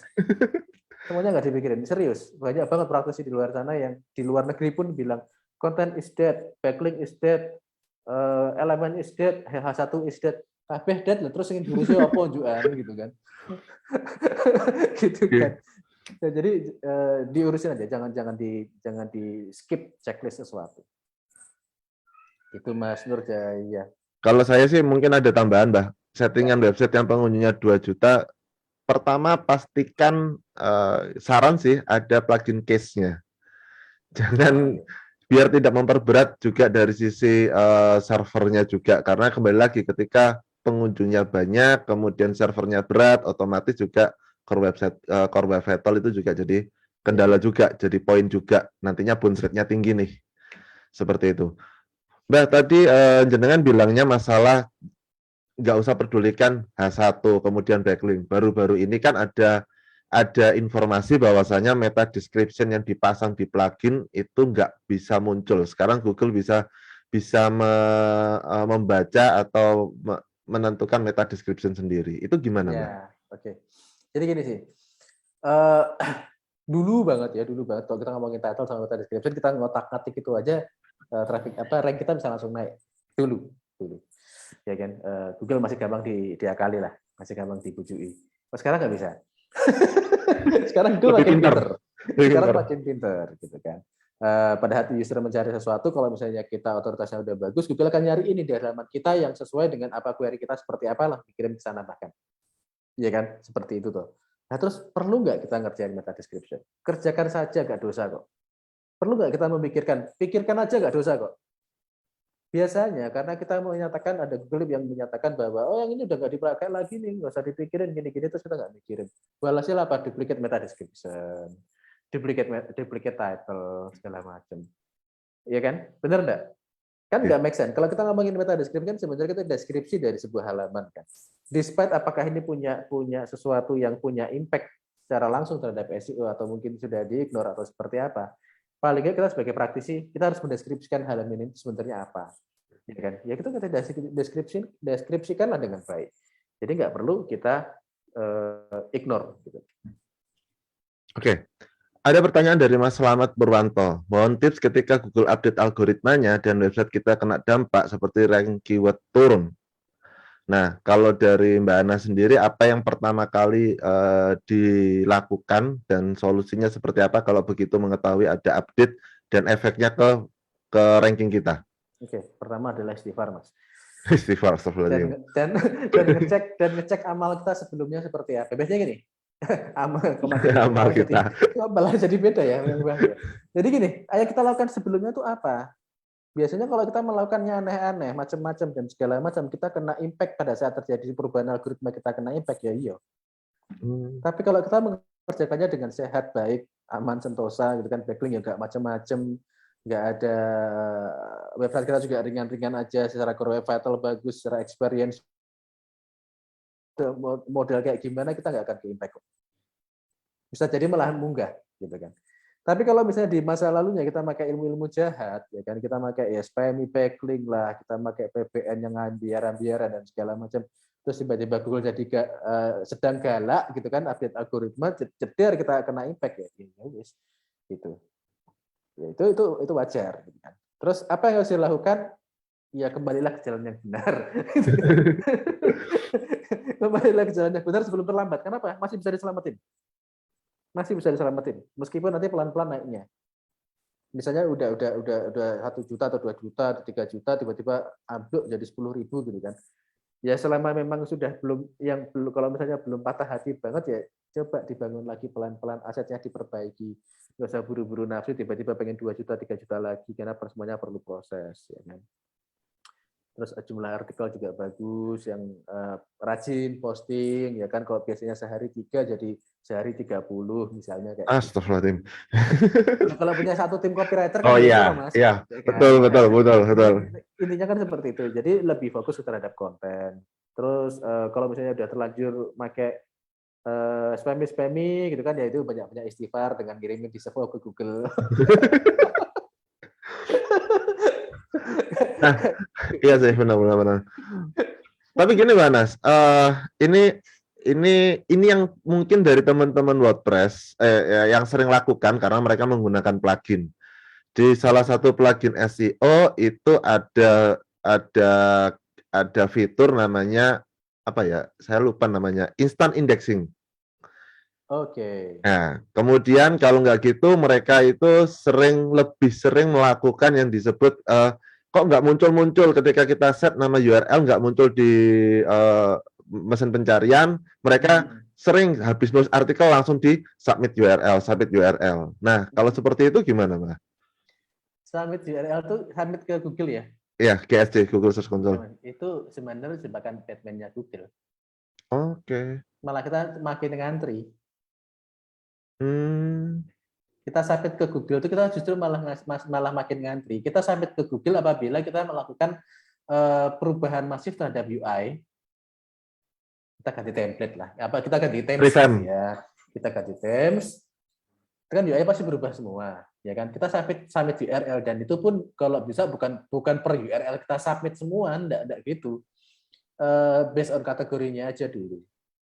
Terus baru habis itu silahkan kita tunggu aja sih Google Bot-nya akan crawl sendiri. Kalau website kita cepat kok. Biasanya kalau misalnya kita bikin kayak gini bisa terjadi ada sesuatu yang ngeblok Google Bot untuk membaca itu. Ya kan, kita bicara kalau kita udah bicara indexing kayak gini, kita juga harus ngecek nih crawl budget kita seperti apa. Dulu sebelum ada istilah crawl budget, kita bahkan bisa ngeset seberapa sering sih Google itu nge-fetch website kita. Kita bisa ada settingannya, mau dipentokin sampai jebol ya bisa juga. Jadi dalam satu datang itu langsung beberapa thread sekaligus, beberapa bot sekaligus masuk ke website kita untuk fetching isi dari halaman-halaman kita bisa. Ya kan? Sekarang udah nggak ada aturan kayak gitu dengan konsol yang baru itu kita cuma dikasih laporan crawl budget, gitu kan. Nah kita dicek seringnya kemana aja, itu bisa kita cek juga sebetulnya. Dan itu kalau misalnya teman-teman praktisi SEO yang indeks kayak Kang Adang tadi, bahkan bisa dicek Google Bot itu datang ke website apa aja nih, ke halaman apa aja dari website kita. Paling lama berapa lama? Misalnya katakanlah dia stay lama di halaman X, stay lama di situ kan ngabisin crawl budget toh. Ya ternyata ada sesuatu yang error di sana, itu bisa dicek dan itu bisa punya impact. Benerin satu halaman bisa punya impact ke keseluruhan website. Gitu loh. Bu Vicky tanya, dongengin crawl budget dong. Panjang kalau ini. Crawl budget, oke. Crawl budget itu jatahnya Google ngambil data di website kita, gitu. Itu jatah. Apa aja Mbah yang mempengaruhi crawl budget itu? Kalau kita satu aktif, pertama keaktifan website tersebut. Semakin kita nggak aktif, semakin minim. Ya ngapain kasih budget gede-gede om di update satu halaman dengan tadi sebulan? Iya. Bener Oke. nggak? Nggih. Ya kan? Itu yang pertama keaktifan dari website kita. Terus yang kedua, ya kan seberapa cepat website kita. Ya kan? Google Bot sekarang perhitungan gitu. Kalau didatengin sekalinya aku udah nggak aktif, sekalinya aku datang setengah mati, aku nembus JavaScript ya, semua animasi dipasang gitu kan. Sliding banner yang continuous gitu kan, terus ada auto refresh, udah gitu kursor berubah jadi kucing apa gimana, harus macam-macam gitu kan. Ya Google males. Lu ngabisin waktu gua untuk hal-hal yang sebenarnya insignifikan untuk audiens nih. Makin tipis lagi crawl budgetnya. Jadi satu, aktivitas dari website kita harus bagus. Yang kedua adalah kita ringan apa enggak. Itu sebabnya kenapa Tokopedia, Bukalapak, terus portal news kayak Kompas, Detik, segala macam crawl budgetnya gila-gilaan gedenya. Kenapa? Karena Google tahu ini website aktif dan dibutuhkan banyak user. Aku harus banyak ngasih resource yang paling banyak di situ. Nah, kalau misalnya blog kita itu juga tidak aktif, ya Google akan mikir, ya ngapain aku aktif ke tempatmu. Terus itu yang ketiga, yang ini masih apa ya? Kalau kataku sih, ada punya pendapat kayak gini. Kalau misalnya kita secara SEO enggak, secara ranking dan segala macam, dan secara organic traffic kita nggak bagus, kalau budget kita pun juga akan menurun. Karena logikanya gini lah, kalau misalnya lu nggak pernah muncul sama sekali, nggak pernah diklik secara organik, ya ngapain aku harus ngabisin waktu ke tempatnya. Ya kan? Tipsnya kayak gimana supaya crawl budget kita meningkat? Coba deh punya performance di kata kunci tertentu yang mungkin nggak terlalu yang masih ada set volumenya, tapi bukan high competition gitu kan, dan berusaha untuk punya performance di sana. Itu salah satu triknya Mbak Diki. Gitu. Bikin satu artikel yang benar-benar niche yang menarik lah gitu. Bisa Mas Slamet, aku langsung balik. Ya. SEO bisa dibantu dengan SEM, Google Ads, Mbak, seperti bahannya maksa bot Google datang. Ya. Botnya berbeda sebetulnya, Mas. Beda. Botnya berbeda. User agent botnya itu udah berbeda. Jadi makhluk yang berbeda datang gitu. Tapi apakah SEO bisa terbantu? Bisa terbantu dengan SEM. Apakah SEM punya impact terhadap ranking kita, performance SEO kita secara langsung? Tidak. Yang terbantu adalah gini. Google itu kan juga membaca behavior kita searching apa saja di browser Chrome masing-masing jenengan gitu ya. Nah, pada saat kita ngeklik satu iklan di SEM, kita kan pasti udah ada historical ngebuka halaman ini loh. Nah, itu bisa pengaruh secara personal, tapi nggak bisa secara umum. Jadi kalau misalnya apakah ini ada buktinya? Waktu itu aku di nonton.com melakukan hal tersebut. Ya kan? SEO-nya kan benar-benar masih kosong blong, Mas. Ya kan, bahkan pada saat aku bongkar habis websitenya itu URL yang bisa ter-recrawl itu cuma 8, ya kan, itu mumet tuh deg-degan banget dari 300.000 jadi 8 apa nggak pusing gitu. Wih. Ya kan, akhirnya kita pakai SEM. Lucunya gini, organiknya nggak muncul, tapi SEM-nya jalan. Kan rada ngeselin kan Google tuh. Oke. Nah, kita spending sekitar 150 juta sebulan untuk ngangkat itu. Begitu itunya kebuka, ketahuan ternyata Google kita tutup ping-nya, jadi Google nge-ping kita nggak nge-ping back gitu kan. Untuk verifikasi URL kan nge-ping kan, itu nge-ping back gitu kan. Ya Google nggak pasti bilang oh ini URL-nya nggak ada gitu. Mbak Nas ke-mute suaranya. Oke.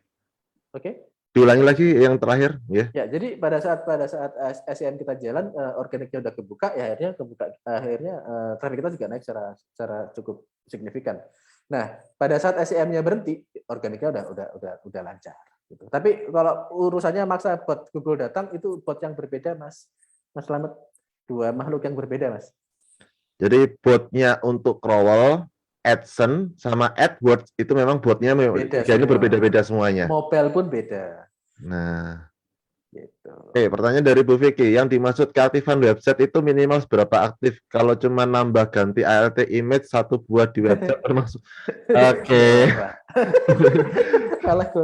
malah guyon. Enggak lah. Makanya aktif itu gini, ada halaman baru, ada artikel baru gitu kan, itu aktif. Bukan refresh ya. Beda dengan refresh. Kalau kita ngerubah satu, katakanlah kita ngerubah beberapa kata, katakanlah alinea pertama dari artikel kita rubah, itu kita nge-refresh page tersebut. Bagus nggak? Bagus. Jangan kalau misalnya punya kesempatan untuk melakukan itu, sering-sering aja melakukan seperti itu. Kenapa? Karena Google juga ngecekin mana halaman-halaman yang nge-fresh. Artikel lama tapi kita refresh, itu bagus banget. Coba aja. Gitu. Artikel lama coba di-refresh, di-rewrite gitu. Bukan revision.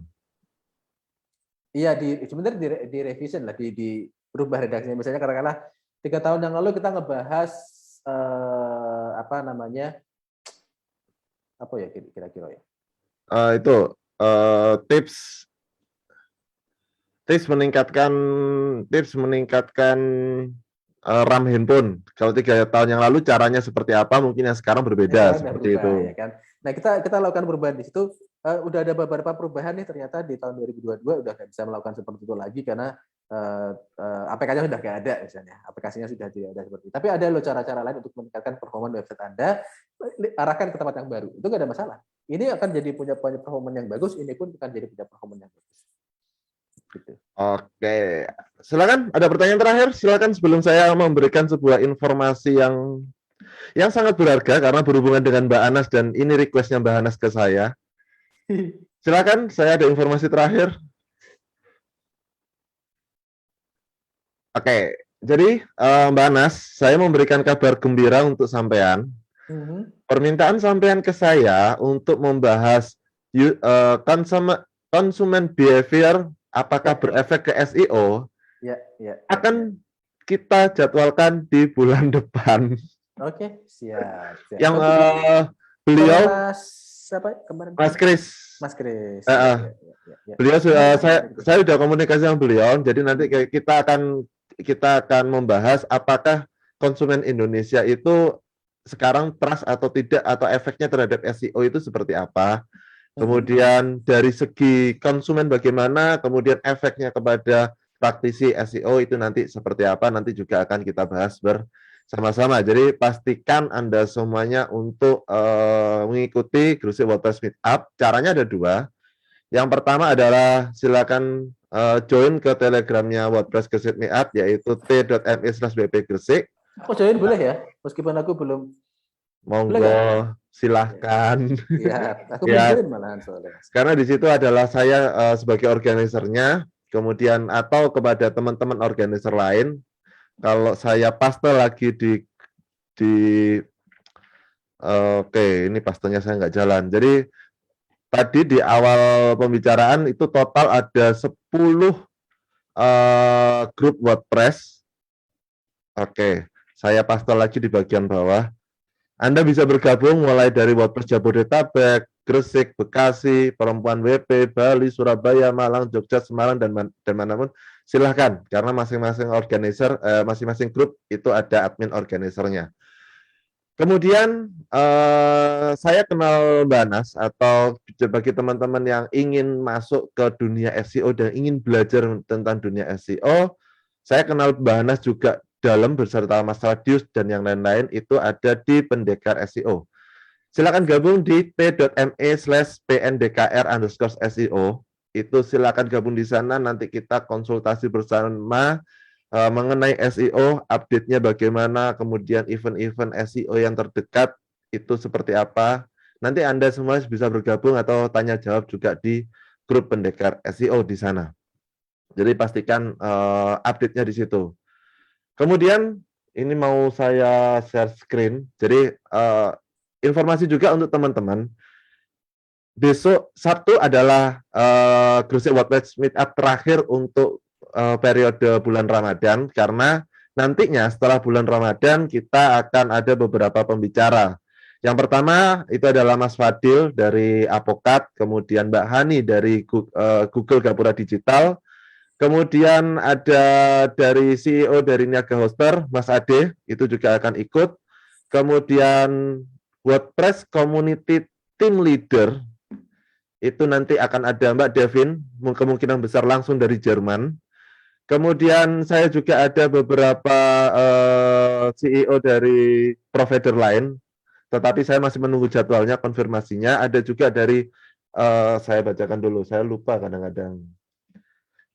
Google dokumen saya di mana. Kemudian itu ada Bu Vicky. Bu Vicky juga mengisi untuk event Gresik Waters Meetup. Kemudian ada Lead Engineer Attack Dailymotion. Itu adalah teman saya. Nanti Mas Yudi juga akan membahas mengenai pembuatan plugin WordPress dari nol. Kemudian ada Mas Haris. Kalau Anda menikmati WordPress dari bahasa Indonesia, kalau Anda cek di WordPress Contributor, itu selalu ada nama Indonesia, salah satunya Mas Haris. Kemudian, wah banyak. Saya juga berusaha mengundang, kalau kita ngomong SEO tidak jauh atau tidak plugin yang familiar, salah satunya adalah RankMath. Saya mencoba untuk mengajak kita diskusi bersama Mr. Banu. Jadi nanti Mr. Banu Ahluwalia akan juga diskusi mengenai RankMath. Kemudian Anda bisa tanya RankMath seperti apa, kemudian pluginnya bagaimana, sistemnya bagaimana, mungkin nanti kita bisa tanyakan bersama. Kemudian Anda nanti kita belajar copywriting, nanti dengan Ko Xiao Andreas juga kita akan ada jadwalnya.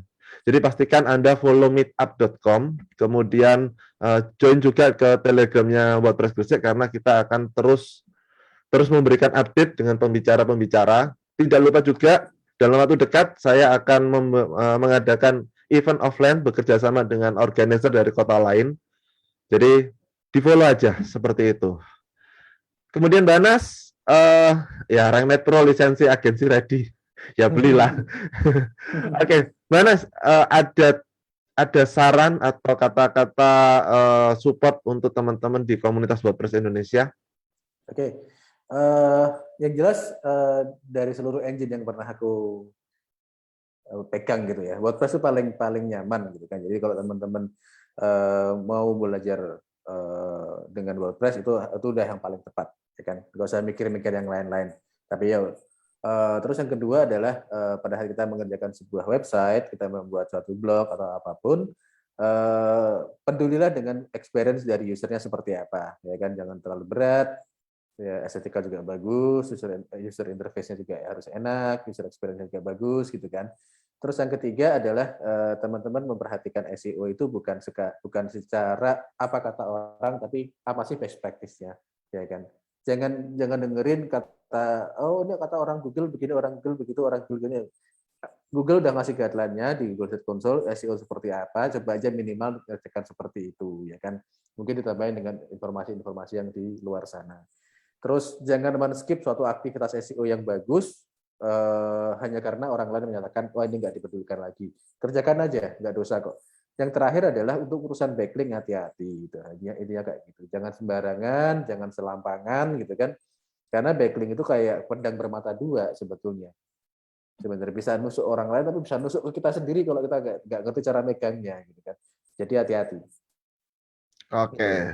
Terima kasih Mbak Nas. Saya minimal sudah menyelesaikan, sudah dari 3 webinar yang saya janjikan dengan yang kita koordinasikan, minimal ini, kemudian nanti dengan Mas Om Kris Muwanto, kemudian satunya dengan BNSP itu belum kewujud sama sekali itu. Itu masih nunggu konfirmasi itu. Orangnya ada lari. Oke lah. Terima kasih Mbak Nas. Oke, siap Mas Hadi, matur nuwun. Nah, oke. Terima kasih banyak teman-teman semuanya sudah hadir di Gresik Waters Meetup. Bagi teman-teman pengguna Elementor, jangan lupa untuk daftar di Elementor Meetup ataupun Gresik Waters Meetup. Nanti linknya akan kita berikan di sana. Kita akan membahas best practice untuk Elementor di WordPress. Kemarin saya di beberapa grup ada yang ngomong bahwasanya Elementor itu nggak bisa dipergunakan untuk AMP.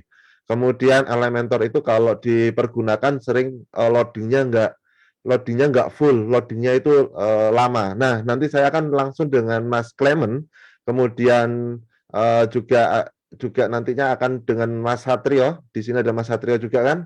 Nanti juga ada dengan Mas Satrio, kita juga akan memberikan tips dan trik penggunaan Elementor best practice-nya untuk pengguna WordPress.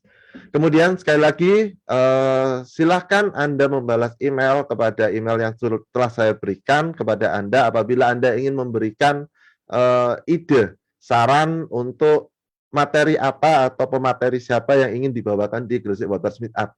Karena sekali lagi dari 40 materi yang sudah saya siapkan, mungkin ada beberapa yang tidak mengena atau tidak sesuai dengan kebutuhan Anda membutuhkan sesuatu, silakan Anda menghubungi saya melalui Telegram Gresik WordPress Meetup. Terima kasih juga untuk teman-teman yang sudah hadir, kurang lebih ada 23 yang sudah hadir di Facebook, live Facebook, kemudian yang hadir di Zoom 36. Apabila ada kesalahan kata atau ucapan dari saya, kemudian dari narasumber, mohon maaf sebesar-besarnya. Sampai jumpa Sabtu depan. Terima kasih semuanya. Oke. Thank you. Oke, terima kasih.